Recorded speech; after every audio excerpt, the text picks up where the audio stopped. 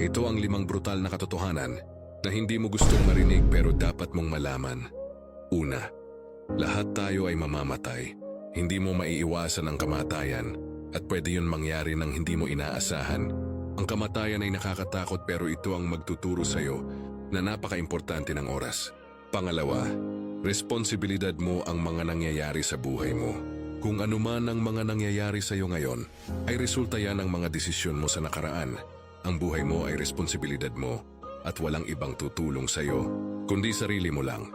Ikatlo, lahat ng mahal mo ay iiwan ka balang araw. Pati ang magulang mo ay mamamatay at ang mga mahal mo ay iiwan ka pagdating ng panahon. Alam ko nakakatakot, pero ito ang magsasabi sa iyo na i-cherish mo ang bawat araw na kasama mo sila. Ikaapat, lahat ng mga naipundar mo ay hindi mo madadala sa hukay. Mag-isa ka lang sa kabaong pagdating ng panahon at lahat ng naipundar mo ngayon ay ibang tao ang makikinabang. At panghuli, lahat ay nagbabago ang itsura, katawan at relasyon. Lahat yan ay tumatamlay. Kaya huwag kang mabuhay sa nakaraan, tanggapin mo ang pagbabago at magpatuloy ka sa buhay.